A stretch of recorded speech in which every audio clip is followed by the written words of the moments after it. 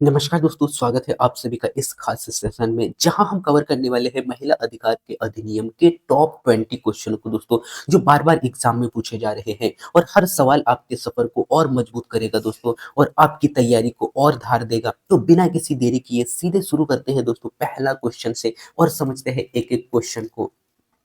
पहला क्वेश्चन आपकी स्क्रीन पे आ चुका है दोस्तों, और आप यहाँ पे देख पा रहे होंगे पहला क्वेश्चन जो कि आपसे पूछा गया है कि बाल विवाह निषेध अधिनियम जो कि 2006 के तहत लड़कियों की न्यूनतम आयु कितना किया गया है, कितना निर्धारित किया गया है, ये आपको यहाँ पे बताना है दोस्तों। क्वेश्चन आज के काफी अच्छे लेवल पे होंगे दोस्तों, और जो कि आपसे बार बार पूछे गए हैं एग्जाम में, वही क्वेश्चन आपके बीच में होंगे। और पूरा जो क्लास है एक फिल्टर क्लास है दोस्तों, जो कि आपका समय बचाएगा, और वही पॉइंट आपको देखने को मिलेंगे, वही क्वेश्चन देखने को मिलेंगे जो एग्जाम में बार बार पूछे गए हैं। आप इस क्लास को अच्छा से देखिएगा, जिससे कि आपका तैयारी और अच्छा से यहाँ से हो सकता है। पहला क्वेश्चन का जवाब आप दीजिएगा, जो कि आपसे पूछा गया 2006 के अधिनियम के तहत लड़कियों की जो न्यूनतम आयु है वो कितना है। तो आप सभी को बता दूं दोस्तों, वो है 18 वर्ष। ठीक है, 18 वर्ष कर दिया गया था। और ये क्यों किया गया था दोस्तों? ये खासकर जो बाल विवाह को रोकने के लिए जो है इस प्रकार की जो अधिनियम में जो यहाँ पे संशोधन हुआ दोस्तों, और खासकर जो दुष्प्रभाव और बच्चों को, यानी दुष्प्रभावों से बच्चों को बचाने के लिए ये यहाँ पर किया गया है। ठीक है, ये आपको याद रखना है दोस्तों। इसके बाद में यहाँ पे इस अधिनियम के तहत क्या किया गया कि लड़कियों की उम्र जो है 18 वर्ष कर दिया विवाह के लिए, और लड़कों का उम्र जो है 21 यानी कि 21 कर दिया गया है। ठीक है, ये आपको यहाँ पे याद रखना है। और यदि इससे कम उम्र के है दोस्तों, तो उन्हें कहा जाएगा नाबालिगा, है ना, यानी कि नाबालिगा के अंतर्गत रखा जाता है। ठीक है, और यदि इस कंडीशन में शादी होता है दोस्तों, उसे दंडनीय कार्रवाई, यानी कि उसके उनके ऊपर में जो है दंडनीय कार्रवाई यहाँ पर की जाती है इस अधिनियम के तहत। ठीक है, ये आपको समझ में आया अधिनियम 2006 का पूरा फैक्ट। ठीक है, इसके बाद में हम चलते हैं नेक्स्ट अगले क्वेश्चन की ओर। और नेक्स्ट अगले क्वेश्चन आपसे पूछा गया दोस्तों, सख्त यौन उत्पीड़न अधिनियम 2012, यानी कि जिसे कहा जाता है एक्ट, पोस्को एक्ट 2012 किस उद्देश्य के लिए लागू किया गया था? ये भी क्वेश्चन वेरी वेरी इंपॉर्टेंट है। और आप सभी को बता दूं दोस्तों कि जो पोस्को एक्ट है, इसको मैंने बहुत ही डिटेल से एक्सप्लेन किया है। उसका वीडियो आपको इसी चैनल में देखने को मिल जाएगा, वहां से जाकर आप देख सकते हैं। अब हम चलते हैं क्वेश्चन को समझते हैं। और क्वेश्चन में क्या पूछा गया दोस्तों कि सख्त यौन उत्पीड़न अधिनियम जो कि पोक्सो एक्ट 2012 किस उद्देश्य के लिए लागू किया गया था, ये आपको बताना है। इसका राइट आंसर होगा दोस्तों क्या? बी ऑप्शन, यानी कि बच्चों के खिलाफ यौन उत्पीड़न को रोकने के लिए ये स्टार्ट किया गया था दोस्तों। और ये जो है खासकर 18 वर्ष से कम आयु के जो बच्चे होते हैं, उनको यौन अपराध सुरक्षा प्रदान करने के लिए ये स्टार्ट किया गया था। इसमें यौन पीड़न, यानी कि यौन उत्पीड़न और साथ ही साथ यौन शोषण और अश्लील प्रदर्शन के खिलाफ यहाँ पे कड़े प्रावधान किए गए दोस्तों इस अधिनियम के तहत, और बच्चों के हित को सुरक्षा प्रदान यहाँ पर किया गया है। और इसके लिए विशेष अदालतें यहाँ पे प्रावधान किया, अदालतों का प्रावधान यहाँ पर किया गया है दोस्तों। ठीक है, ये आपको यहाँ पे याद रखना है। इसके बाद में नेक्स्ट अगला क्वेश्चन को लेके चलता हूँ मैं, और आपसे पूछा गया है कि महिला आरक्षण विधायक जो है किस क्षेत्र के महिलाओं को आरक्षण प्रदान करता है? क्वेश्चन को मैं पुनः रिपीट करता हूँ कि महिला आरक्षण जो है, महिला आरक्षण विधायक किस क्षेत्र के महिलाओं को आरक्षण प्रदान करता है? तो आपके पास में 4 ऑप्शन है, और इस क्वेश्चन का राइट आंसर देना है। तो इस क्वेश्चन का राइट आंसर होगा दोस्तों पंचायत और नगर निकाय को। ठीक है, और आज के क्वेश्चन कुछ नए टाइप के क्वेश्चन होंगे दोस्तों, जो कि आपसे बार बार पूछे जाने की संभावना यहाँ पे बहुत अधिक होती है। और आप जब एग्जाम हॉल में जाओगे ना दोस्तों, तो सेम टू सेम यही क्वेश्चन आपको कहीं ना कहीं 1 से 2 क्वेश्चन देखने को मिलेंगे। टॉपिक छोटा सा है, लेकिन क्वेश्चन जो है बार बार पूछे जाते हैं दोस्तों, इसीलिए इन टॉपिकों को हमें बार बार पढ़ना पड़ता है। और मैं जितने भी क्लासेस आप लोगों के बीच में पहुंचाने का प्रयास कर रहा हूँ, आप लोगों तक पहुंचा रहा हूँ, वो वही टॉपिक्स होंगे दोस्तों, जिनके 2 नहीं बल्कि 3-3 4-4 क्वेश्चन आपसे पूछे जा रहे हैं। ठीक है, एक एक टॉपिक आपके 2-2 3-3 नंबर देगा दोस्तों, है ना। इसीलिए आपको एक एक क्लास को आपको अच्छा से देखना चाहिए। यदि हम बात करें दोस्तों महिला आरक्षण की, यह अधिनियम जो है दोस्तों यानी कि महिलाओं को राजनीतिक भागीदार में जो है अधिक प्रतिनिधित्व देने के लिए ये अधिनियम यहाँ पर लागू किया गया। और यहाँ जो है दोस्तों खासकर ग्राम पंचायत और नगर पालिका में जो आरक्षण के तौर पर यहाँ पे दिया जाता है दोस्तों, महिलाओं को दिया जाता है 33% आरक्षण। कहाँ पे? ग्राम पंचायत और नगर पंचायत का, ये आपको याद रखना है। जो कि चुनाव जो पिछले दशक में कुछ चुनाव चल रहा था दोस्तों, और उसके बाद में कुछ स्टेटों में चुनाव भी है, तो कहीं ना कहीं इससे रिलेटेड क्वेश्चन आपसे पूछ सकता है। कई राज्यों में 50% तक आरक्षण भी दिया जाता है। ठीक है, वो स्टेट के ऊपर में है। ठीक है, ये आपको याद रखना है। इसके बाद में नेक्स्ट अगला क्वेश्चन को लेके चलता हूँ, और नेक्स्ट अगला क्वेश्चन आप देख पा रहे होंगे, सामाजिक न्याय और अधिकारिता अधिनियम किसके लिए लागू किया गया है? क्वेश्चन को मैं पुनः रिपीट करता हूँ दोस्तों, जो कि आपसे पूछा गया है कि सामाजिक न्याय और अधिकारिता अधिनियम किसके लिए लागू किया गया है? जिसमें 4 ऑप्शन हैं और इस क्वेश्चन का राइट आंसर होगा दोस्तों क्या अनुसूचित जनजाति और अनुसूचित जाति और अनुसूचित जनजाति और अन्य पिछड़ा वर्ग के लिए ये शुरू किया गया है, ठीक है? तो ये याद रखना है दोस्तों। और यदि हम बात करें दोस्तों अधिनियम की, तो इस अधिनियम का उद्देश्य आपको याद रखना है कि समाज में जो पिछड़े वर्ग है ना, उनको समान अधिकार देने और समान अवसर देने के लिए ये अधिनियम वर्क करता है, ठीक है? और साथ ही साथ इसका जो है मुख्य प्रावधान यहाँ पर किया गया दोस्तों, जिसमें कि सामाजिक न्याय और आर्थिक प्रगति के विभिन्न योजनाएं भी यहाँ पर लागू किए जाते हैं, ठीक है? तो ये भी आपको याद रखना है। इसके बाद में नेक्स्ट अगला क्वेश्चन है दोस्तों, भ्रूण हत्या निषेध अधिनियम। अब ये महिला पर्यवेक्षक के लिए वेरी वेरी इंपॉर्टेंट है दोस्तों, और इसे आप स्टार लगा कर रख लीजिएगा, क्योंकि ये क्वेश्चन एक ना एक शिफ्ट में जरूर पूछा जाएगा, सेम टू सेम, है ना? तो भ्रूण हत्या निषेध अधिनियम जो है, निषेध अधिनियम 1994 का उद्देश्य क्या है, ये आपको यहाँ पे बताना है। सो आप सभी को बता दूं दोस्तों कि जो भ्रूण हत्या निषेध अधिनियम यानी कि 1994 का जो अधिनियम है दोस्तों, वो है गर्भ में यानी कि निर्धारण को रोकना, है ना? यानी कि ये क्या है दोस्तों, गर्भ में जो है लिंग निर्धारण को रोकना इसका मुख्य उद्देश्य है, ठीक है? So, इस प्रकार से इस क्वेश्चन का बी ऑप्शन होगा। इसके बाद मैं आपको कुछ महत्वपूर्ण फैक्ट देता हूँ दोस्तों इस अधिनियम के। तो इस अधिनियम का मुख्य उद्देश्य हमने देखा दोस्तों, भ्रूण हत्या को रोकना है और साथ ही साथ लिंग अनुपात में सुधार लाना है। मुख्य प्रावधान यहाँ पे किए गए दोस्तों की जो लिंग निर्धारण करने वाले जो केंद्र है या फिर उपकरण है, उनको प्रतिबंधित यहाँ पर फिलहाल में कर दिया गया है। साथ ही साथ इस क्षेत्र में यदि ऐसी कोई घटना घटती है तो उसके लिए जुर्माना और सजा का प्रावधान भी किया गया है इस अधिनियम के तहत। इसके बाद में नेक्स्ट अगला क्वेश्चन पूछा गया, और ये क्वेश्चन आपको एग्जाम में बीते 1-2 दिन पहले ये क्वेश्चन डायरेक्ट पूछा गया है दोस्तों कि मातृत्व वंदन अधिनियम 1961 के तहत कितने हफ्तों की मातृत्व अवकाश की सुविधा दी जाती है। क्वेश्चन को मैं पुनः रिपीट करता हूँ जो कि आपसे पूछा गया है कि मातृत्व लाभ अधिनियम 1961 के तहत कितने हफ्तों की मातृत्व अवकाश की सुविधा दी जाती है, आपको ये बताना है दोस्तों, जिसमें कि आपके पास में 4 ऑप्शन है और इसका राइट आंसर होगा दोस्तों 16 हफ्ते, है ना? सो मातृत्व लाभ अधिनियम के तहत जो 1961 के तहत जो है कितने 26 हफ्ते का यहाँ पे अवकाश यानी कि छुट्टी प्रदान किया जाता है, ठीक है? तो ये आपको याद रखना है दोस्तों। और ये गर्भवती महिलाओं को आर्थिक और सामाजिक सुरक्षा प्रदान करने का भी कार्य करता है, ठीक है? और इसमें खासकर दोस्तों गर्भवती जो महिलाएं होती हैं उनको 26 हफ्ते का अवकाश दिया जाता है, यानी कि पहले जो है दो बच्चों के लिए 26 हफ्ते का और तीसरे बच्चों के लिए 12 हफ्ते का यहाँ पे समय दिया जाता है। सो पहला आपको याद रखना है, यदि पहला पूछ ले तो आपको याद रखना है 26 हफ्ते का, और जो सेकंड बच्चे के लिए यहाँ पे 12 हफ्ते का छुट्टी यहाँ पर दिया जाता है, ठीक है? सो ये दोनों आपको याद रखना है, ठीक है?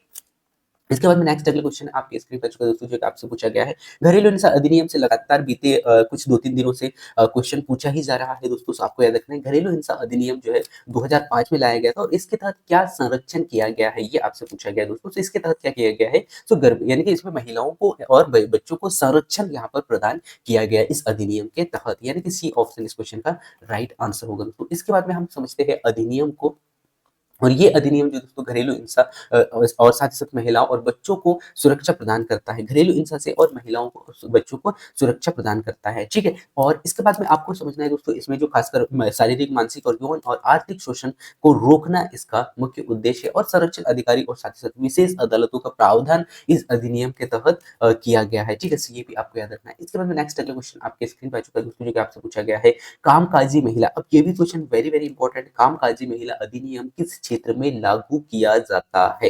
सो आपको बताना है दोस्तों कि जो कामकाजी महिला जो है किस यानी कि अधिनियम जो है किस क्षेत्र में लागू किया जाता है, तो इस क्वेश्चन का राइट आंसर होगा दोस्तों सभी क्षेत्रों में, यानी कि केवल सरकारी क्षेत्रों में और केवल जो है निजी संस्थानों में और सभी संगठनों में और केवल औद्योगिक क्षेत्रों में। इस क्वेश्चन का राइट आंसर होगा सभी क्षेत्रों में, ना कि सरकारी संस्थानों में होता है, ना ही निजी क्षेत्रों में होता है, और ना ही हम ये नहीं कह सकते कि केवल औद्योगिक संस्थानों में होता है, बल्कि ये सभी संस्थानों में लागू होता है, ठीक है?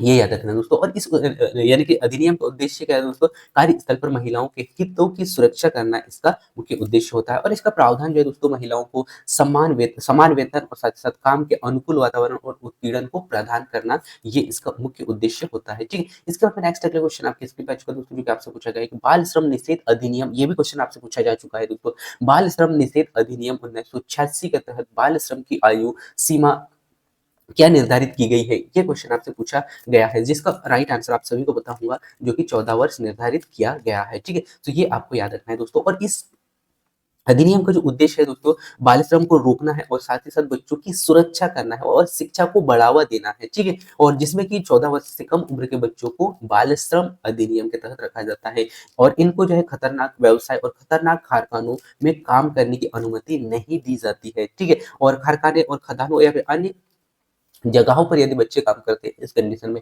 तो उन्हें बाल श्रम माना जाता है और इसके लिए गवर्नमेंट ने प्रतिबंध भी लगाया है, ठीक है? सो ये आपको याद रखना है। इसके बाद में नेक्स्ट अगला क्वेश्चन बहुत ही वेरी वेरी इंपॉर्टेंट है, जो कि आपसे पूछा गया है कि यौन उत्पीड़न से महिलाओं का कार्यस्थल पर संरक्षण अधिनियम जो कि 2013 को जो लाया गया था, उसको सामान्यतः किस नाम से जाना जाता है? ये question very very important, question को थोड़ा-सा टफ किया गया है यहाँ पे, है ना? बस आपको क्वेश्चन को समझना है। तो इस क्वेश्चन का राइट आंसर होगा दोस्तों, क्या होगा? पीओएसएच, पोस्ट यानी कि पीओएसएच एक्ट, यानी कि सेकंड ऑप्शन इस क्वेश्चन का राइट आंसर है। अब हम समझते हैं दोस्तों ये क्या है। इस अधिनियम के तहत दोस्तों कार्यस्थल या फिर महिलाओं को यौन उत्पीड़न से सुरक्षा प्रदान करने के लिए ये एक वर्क करता है। साथ ही साथ जो है शिकायत और जो है समिति की स्थापना यहाँ पर इसके तहत किया गया है और कार्यवाही की प्रक्रिया यहाँ पर की जाती है, ठीक है? और इस प्रकार से इस क्वेश्चन का राइट आंसर पीओएसएच एक्ट होता है, ठीक है? इसके बाद में नेक्स्ट अगला क्वेश्चन आपसे पूछा गया है राष्ट्रीय खाद्य सुरक्षा अधिनियम, इससे भी क्वेश्चन पूछा जा चुका है। सो क्वेश्चन पूछा गया दोस्तों आपसे कि राष्ट्रीय खाद्य सुरक्षा अधिनियम 2013 का मुख्य उद्देश्य आपको बताना है, जिसमें कि 4 ऑप्शन है। सो इस क्वेश्चन का राइट आंसर होगा दोस्तों बी ऑप्शन, यानी कि भूखमरी को कम करना और साथ ही साथ खाद्य सुरक्षा सुनिश्चित करना। इस क्वेश्चन का राइट आंसर बी ऑप्शन होगा दोस्तों। इसके बाद में हम समझते हैं कुछ महत्वपूर्ण फैक्ट को इस अधिनियम के तहत गरीब और वंचित परिवार को सस्ती दर में क्या क्या उपलब्ध कराना दोस्तों? खाद्यान्न उपलब्ध कराना है। साथ ही साथ राशन कार्ड धारकों को अनाज वितरण करना इसका मुख्य उद्देश्य है, ठीक है? तो ये इस प्रकार से यहाँ पे जो है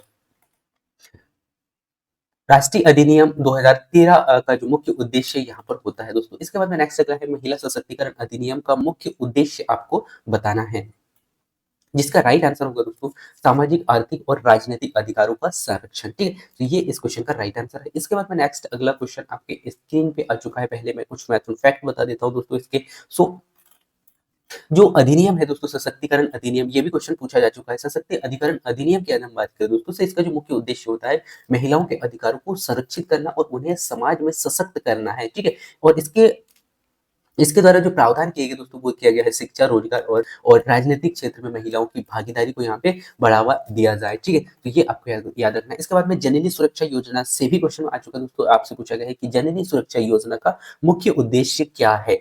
सो जननी सुरक्षा योजना का मुख्य उद्देश्य याद रखना है दोस्तों, गर्भवती महिलाओं को वित्तीय सहायता प्रदान करना है, ठीक है? क्या है? वित्तीय सहायता प्रदान करना है, ठीक है? ये आपको याद रखना है। और इस योजना का जो उद्देश्य है दोस्तों यानी कि मातृत्व मृत्यु दर को कम करना और साथ ही साथ संस्थागत प्रसव को बढ़ाना, ठीक है? तो ये आपको याद रखना है। इसके बाद में नेक्स्ट अगला क्वेश्चन आपसे पूछा गया है मातृत्व लाभ अधिनियम 2016 किस प्रकार के जो कर्मचारियों पर लागू होता है? क्वेश्चन को मैं पुनः रिपीट करता हूँ कि जो मातृत्व लाभ योजना है यानी कि मातृत्व लाभ अधिनियम 1961 जो है किस कर्मचारियों के लिए, किन कर्मचारियों के लिए लागू होता है? तो वो होता है दोस्तों संगठित और असंगठित क्षेत्र के सभी महिलाओं के लिए, ठीक है?